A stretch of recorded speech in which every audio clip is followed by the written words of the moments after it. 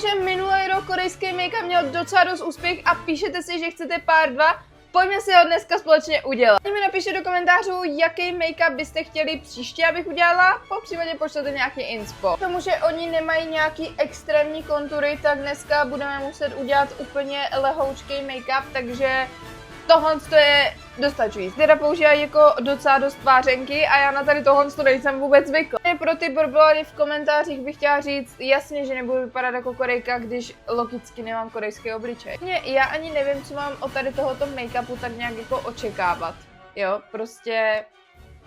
By the way, kdo to ještě neví, tak na mém Instagramu najdete nový e-book o skincare, kde máte úplně všechno. Jakože do detailu propracovaný. Jestli něco nebudete potom chápat, tak pak už nevím. Tady dělají takhle jako tu bílou linku.